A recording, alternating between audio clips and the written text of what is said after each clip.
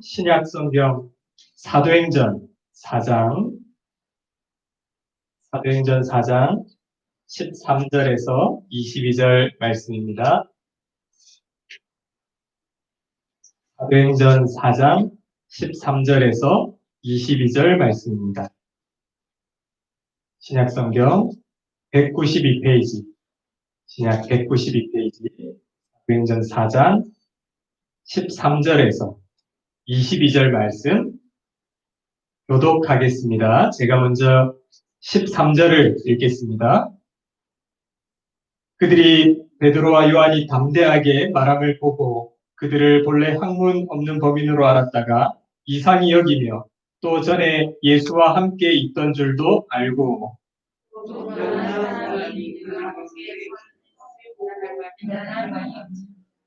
명하여 공회에서 나가라 하고 서로 의논하여 이르되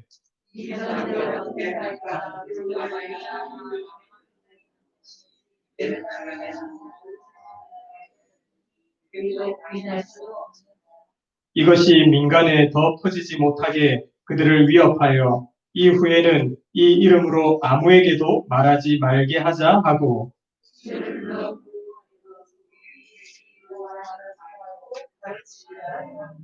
베드로와 요한이 대답하여 이르되 하나님 앞에서 너희의 말을 듣는 것이 하나님의 말씀을 듣는 것보다 옳은가 판단하라.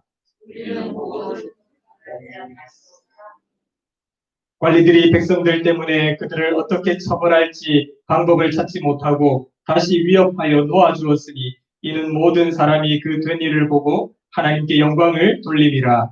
이 표적으로 병나은 사람은 40여 세나 되었더라. 아멘. 우리 앞뒤 좌우 밝은 얼굴로 한번 우리 다 마스크를 하고 계시지만 밝은 얼굴이 잘 안 보이겠습니다. 네, 밝은 얼굴로 우리 앞뒤 좌우 인사하겠습니다. 반갑습니다. 잘 오셨습니다. 축복합니다. 반갑습니다. 잘 오셨습니다. 축복합니다. 네, 오늘은 성령 강림 주일입니다. 제가 신학교 다닐 때 교수님께서 꼭 부탁을 하신 말씀이 있습니다. 한국교회가 갈수록 무슨 주일을 많이 만들어서 지키고 있는데 정작 정말 중요한 성령 강림주의를 지키지 않고 있다는 것입니다. 그래서 저희들이 이제 교회 현장에 가서 섬길 때 성령 강림주의를 반드시 지켜달라는 교수님의 간곡한 부탁의 말씀이 있었습니다. 오늘 바로 그 성령 강림주일인데요.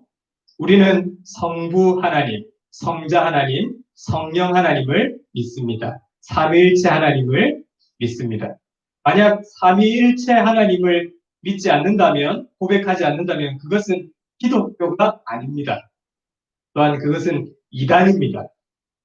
우리는 성부, 성자, 성령, 삼위 하나님을 믿습니다. 그리고 이 고백을 하며 우리는 삽니다. 그렇기 때문에 오늘 예배 시간에 사도신경을 통하여서 성부 하나님을 믿습니다. 성자 예수님을 믿습니다. 성령님을 믿습니다라고 우리는 사도신경을 통해 고백을 했던 것입니다.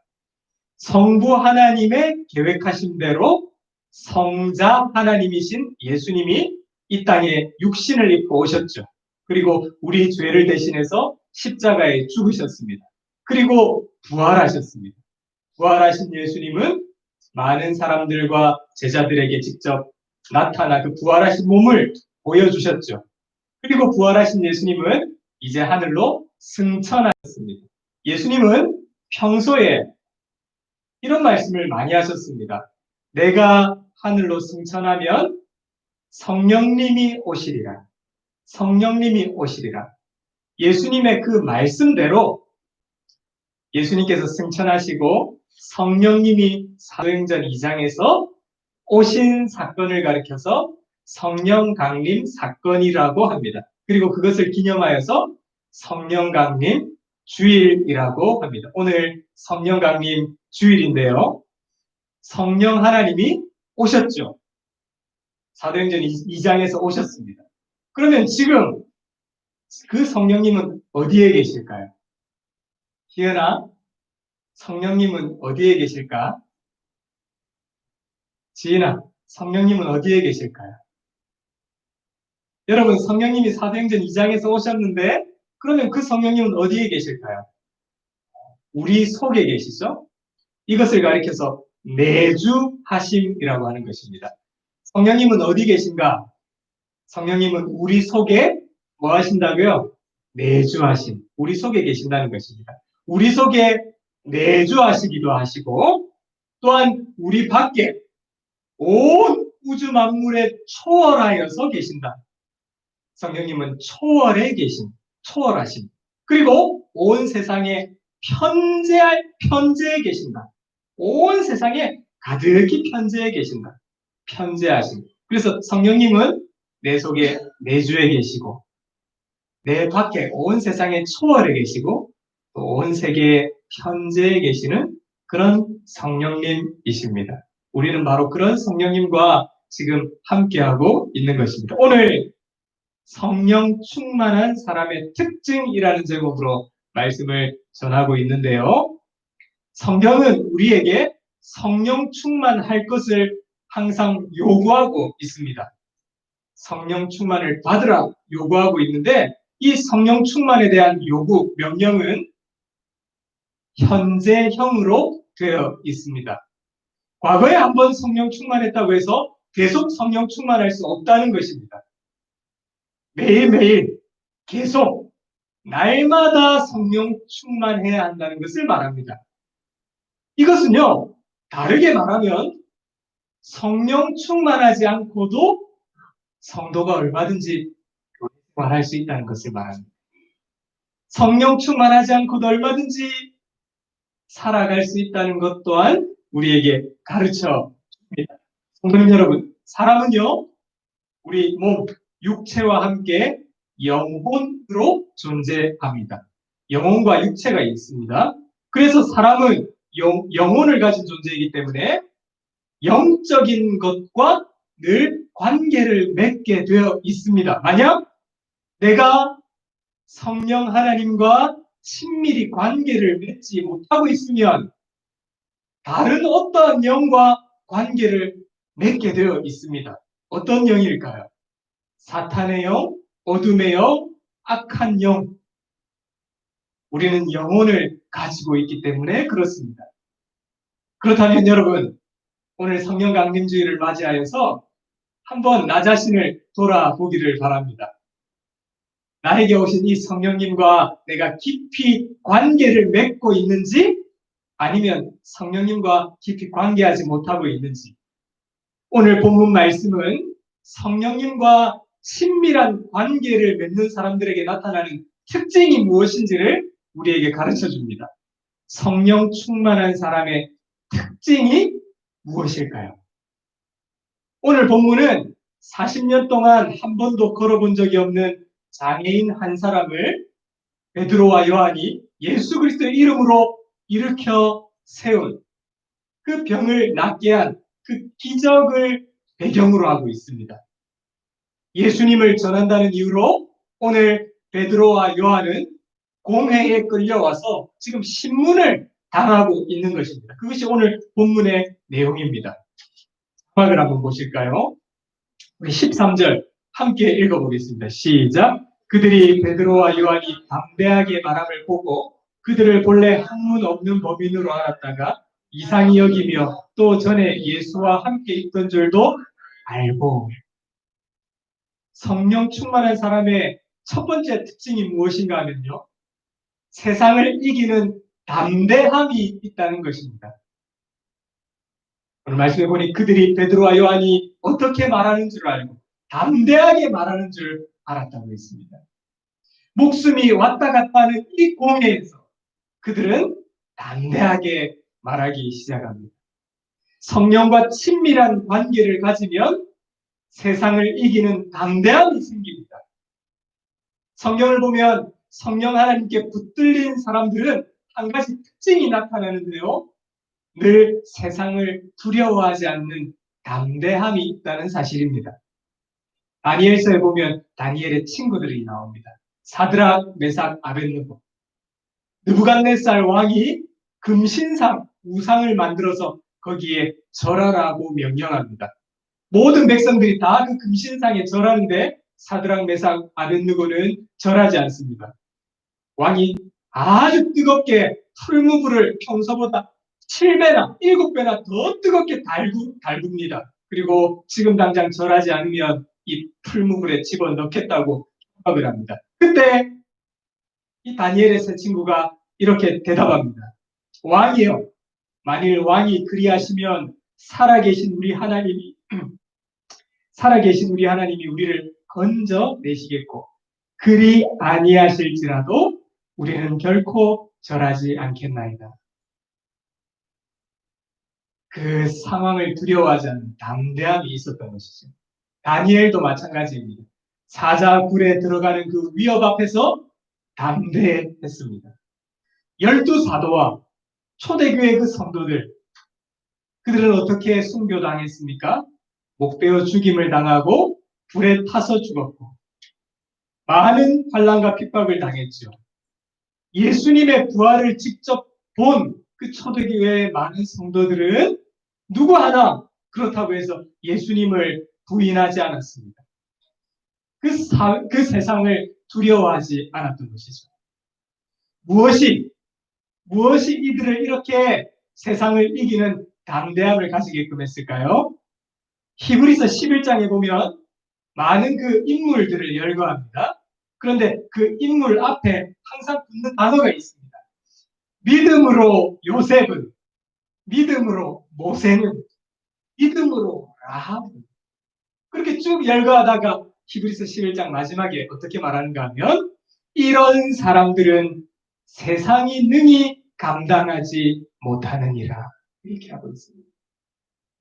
성령 충만한 사람의 특징이 무엇인가 하면 세상을 이기는 담대함을 가지고 있다는 것입니다. 도대체 어디서 베드로와 요한에게 이런 담대함이 나왔을까요? 오늘 13절에 보니까요. 이들이 어디서 이런 담대함이 나왔는지를 알 수가 있습니다. 지금 이 베드로와 요한을 신문하고 있는 종교 지도자들이 위협하고 협박하면서 하는 말이 있습니다. 이들은 이 베드로와 요한은 본래 학문 없는 자들이 아니냐 하는 것입니다. 다른 말로 하면요. 자기들처럼 이 구약을 전공한 적도 없는데 신학교에 가서 배운 적도 없는 저 베드로와 요한이 랍비 밑에서 체계적인 교육을 받은 적도 없는 저 베드로와 요한이 어떻게 해서 이 사도행전 3장에서 저런 구약을 인용하는 탁월한 설교를 할 수 있느냐는 것입니다. 못 배웠는데 하나님에 대해서 모르는 저들이 어떻게 저렇게 탁월한 진리의 말씀을 하느냐는 것이죠. 지금 이 공회에 있는 종교 지도자들은 하나님을 안다고 본인들은 생각했지만 사실 이들은 하나님을 올바로 모르는 자들이었습니다. 그러나 자기들처럼 못 배웠지만 베드로와 요한은 하나님에 대해서 바르게 알고 있었던 것이죠. 하나님을 아는 지식이 있었던 것입니다. 무엇이 베드로와 요한을 이렇게 담대하게 했는가 하면 하나님을 바르게 아는 지식, 하나님을 올바로 알아가는 그 일 때문에 이 베드로와 요한은 담대함이 생기게 되었던 것입니다. 하나님이 어떤 분이신지, 그 하나님이 어떻게 나를 만드셨는지, 하나님의 섭리를 알고 진리를 알면 담대함이 생깁니다. 최근에 몇 번 염려하지 말라라는 제목으로 하나님 말씀을 나누었습니다. 하나님께서 창조주가 되시고 내 아버지가 되시기에 염려하지 말라는 말씀이었습니다. 성도님 여러분, 하나님이 어떤 분이신지 진짜 알면, 하나님이 내 아버지신지 알면, 하나님이 지금도 세상을 다스리시고 내 삶을 통치하시는지를 알면 무엇이 두렵겠습니까? 그래서 예수님은 마태복음 10장 28절에 이렇게 말씀하십니다. 우리 다 함께 읽어보겠습니다. 시작. 몸은 죽여도 영혼은 능히 죽이지 못하는 자들을 두려워하지 말고 오직 몸과 영혼을 능히 지옥에 멸하시는 자를 두려워하라. 두려워하라. 몸은 죽여도 능히 죽이지 못하는 자들을 두려워하지 말고 성령 충만하면 세상을 이기는 담대함이 생기는 것입니다. 심리학자들에 의하면 사람에게 있는 고통 가운데 가장 큰 고통이 뭔가 두려움이라는 것입니다.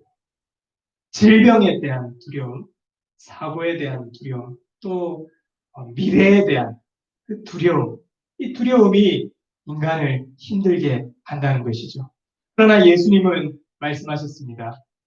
참새를 먹이시는 하나님이 너희를 먹이시지 않겠느냐? 내가 믿는 하나님이 어떤 분이신지를 진짜 알면 거기서 두려움으로부터 해방되는 줄 믿습니다. 하나님이 담대함을 주십니다. 세상을 이기는 담대함. 아까도 권사님께서 기도하셨지만 지금 얼마나 경기가 안 좋고 어려운 시기입니까? 경기가 안 좋은 때, 어려울 때, 왜 이렇게 일거리가 없지가 아니라, 그때부터는 하나님을 바라보아야 합니다. 하나님이 어떤 분이신지를 바라보는 것입니다. 하나님을 아는 지식에서 세상을 이기는 담대함이 생깁니다. 세상 풍파에 휩쓸리지 않고 흔들리지 않는 담대함이 우리에게 생기는 것입니다. 담대함은 하나님을 알고 하나님께서 보여주시는 진리를 알 때에 세상을 이기게 만듭니다. 또 베드로와 요한은요, 어디서 이런 담대함이 생겼을까요? 오늘 14절 말씀 함께 읽어보겠습니다. 14절 시작. 또 병 나은 사람이 그들과 함께 서 있는 것을 보고 비난할 말이 없는지. 지금 종교 지도자들이 40년 동안 한 번도 걷지 못한 이 장애인 한 사람을 예수 그리스도의 이름으로 일으켜 세운 이 기적 앞에서 할 말이 없게 되었습니다. 베드로와 요한이 어떻게 해서 담대함이 생겼을까요? 하나님을 바르게 알면서 그 하나님의 손길을 직접 경험했기 때문입니다. 하나님의 손길을 경험해 봐야 합니다. 하나님의 도우심을 우리가 살면서 체험해야 합니다. 책임져 주신다는 하나님이 진짜 내 아버지이신지를 우리가 이 땅을 살아가면서 체험하고 맛보아야 합니다. 성경 말씀이 남의 이야기로 들려서는 안 됩니다. 하나님의 말씀이 진짜 오늘 나에게 주시는 말씀으로 들려져야 합니다. 여러분, 베드로가 그랬습니다. 과거에는 세상이 두려웠습니다. 사람들이 두려웠습니다. 그래서 예수님을 부인했습니다. 예수님을 저주하기까지 했습니다. 그런 베드로가 세상을 이기는 담대함을 가지게 되었죠. 어디서부터 그런 담대함이 왔을까요? 하나님을 경험했기 때문입니다. 하나님이 나 같은 죄인도 용서해 주시는구나. 하나님의 용서, 하나님의 은혜, 하나님의 도우심을 경험하고 맛보는 순간 베드로에게 세상을 이기는 담대함이 생겼습니다. 과거에는 그 작은 소녀가 당신도 예수님과 함께 있었던 사람이 아니냐고 했을 때 그게 두려워 벌벌 떨었던 베드로였지 않습니까? 그런데 지금은 그 죽음 앞에서도 세상을 두려워하지 않는 담대함을 가지게 된 것이죠. 사랑하는 성도님 여러분, 성경이 남의 이야기가 되어서는 안 됩니다. 나에게도 우리에게도 기적이 일어나야 합니다. 기적이라는 것이 오늘 본문에 나오는 것처럼 40년 동안 한 번도 일어난 적 없는 이 장애인 한 사람이 일어나는 이것도 기적이지만 그것만이 기적이 아닙니다. 도저히 변화될 것 같지 않는 내 남편이 주님께 돌아오는 기적. 도저히 주님을 믿을 것 같지 않는 내 아내가 주님을 믿게 되는 기적. 도저히 끊을 수 없는 죄와 습관들이 주의 은혜로 끊어지는 기적. 도저히 내 힘으로 할 수 없는 일들이 하나님의 도우심으로 해결되는 기적. 이런 하나님의 은혜들을 우리가 맛보아야 합니다. 거기서 세상을 이기는 담대함이 생긴다는 사실입니다. 하나님의 도우심을 경험하면, 하나님의 돌보심을 경험하면, 하나님 아버지가 내 목자가 되시고 내 아버지가 되시고 나를 책임져 주신다는 사실을 경험하는 순간 어떻게 되겠습니까? 아, 나를 두렵게 하는 이 세상이 별게 아니었구나. 두려워했던 것들이 아무것도 아니구나 하는 사실을 깨닫게 됩니다. 성령 충만한 사람은 이처럼 세상을 이기는 담대함이 있다는 것입니다. 사탄은요, 우리가 하나님을 믿으면서도 믿지 않는 사람들과 별 다를 바 없이 살도록 만듭니다. 무엇에 두려워하도록 만들까요? 무엇을 먹을까의 문제, 무엇을 마실까의 문제, 무엇을 입을까의 문제를 가지고 오늘 성도들을 향해서 동일하게 그 문제를 가지고 두렵도록 만드는 것입니다. 세상을 이기는 담대함은 바로 하나님을 바르게 알아갈 때, 그리고 하나님의 성격을 경험할 때 담대함이 주어집니다. 우리 모두 이 세상을 이기는 담대함으로 살아가는 우리 모두가 되시기를 바랍니다. 성령 충만한 사람의 특징 첫 번째가 세상을 이기는 담대함이었습니다. 두 번째 특징이 뭔가? 언제나 하나님 앞에서 살아간다는 것입니다. 우리 18절, 19절 말씀 함께 본문을 읽어보겠습니다. 시작! 그들을 불러 경고하여 도무지 예수의 이름으로 말하지도 말고 가르치지도 말라 하니 베드로와 요한이 대답하여 이르되 하나님 앞에서 너희의 말을 듣는 것이 하나님의 말씀 듣는 것보다 옳은가 하다가 하나님 앞에서 지금 종교 지도자들이 협박합니다. 다시는 예수님의 이름으로 가르치지도 말고 아무것도 하지 말라고 협박을 합니다. 그런데 베드로와 요한은 성령 충만하여서 하나님 앞에서 너희의 말을 듣는 것이 옳지 않다는 거예요.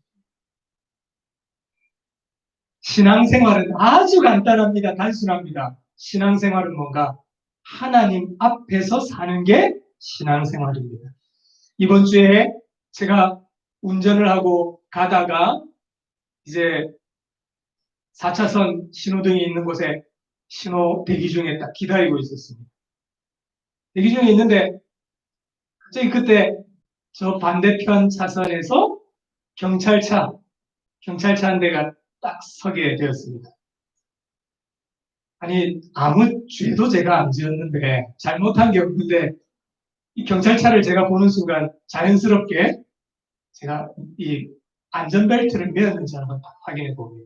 그리고는 평소에는 제가 그렇게 하면 안 되지만 이 버릇처럼 이 조수석에 스마트폰을 두고 뉴스를 듣기도 하면서 운전도 하고요. 한 번씩 가다가 살짝 이렇게 조작도 하고 터치도 하고 그렇게 했는데 무의식 중에 제 손이 핸드폰에 가지 않도록 손을 꽉 붙잡고 있었습니다. 그리고 이제 딱 신호가 바뀌니까요. 40km, 50km까지 가는 이 도로였는데 평소 같으면 그냥 제가 부산 사람이지 않습니까? 제가 고우에서 운전 제일 험악하게 하는데 그냥 쌩하고 달려가는데 그날은 슬금슬금 아주 모범생처럼 운전을 하는데요. 제가 슬쩍 봤습니다. 그랬더니 그 주변의 모든 차들이 다 지금 평소에는 그 도로에 40, 50 되어 있어서 대부분 다 60, 65 정도로 달리더라고요.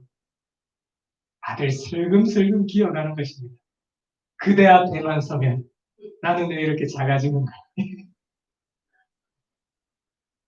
신앙생활은 너무도 단순합니다. 뭔가요? 하나님 앞에서 사는 게 바로 신앙생활입니다. 습관적이고 반복되는 그 죄를 왜 짓습니까? 하나님 앞에 있지 못하기 때문이죠. 성경에 보면 요셉이 나옵니다. 요셉은 보디발의 아내의 유혹을 받습니다. 보디발의 아내가요, 이렇게 유혹을 합니다. 이 집에 아무도 없다는 것입니다. 당신과 나 이외에는 아무도 없으니 아무도 모른다는 것입니다. 그때 요셉이 아무도 없겠군요. 우리 둘뿐이겠군요. 라고 대답하지 않습니다. 요셉이 뭐라고 합니까? 어찌 하나님 앞에서 득죄하리요. 하나님 앞. 신앙은 하나님 앞에 있는 것입니다. 사랑하는 성도님 여러분, 우리는 지금 누구 앞에서 살아가고 있습니까? 하나님의 도우심, 하나님의 돌보심,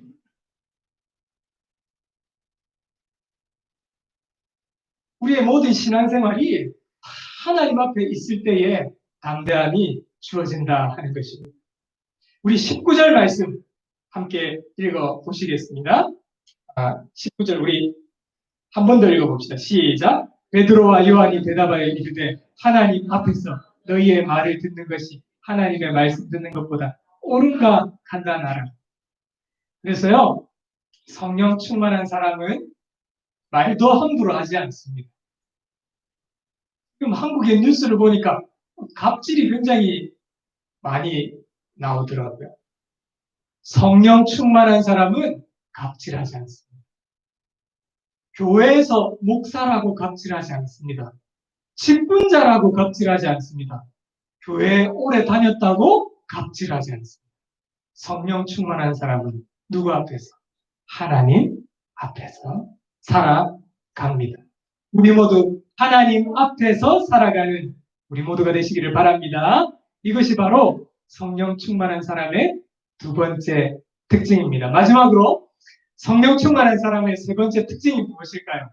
하나님이 주신 사명을 위해서 살아갑니다.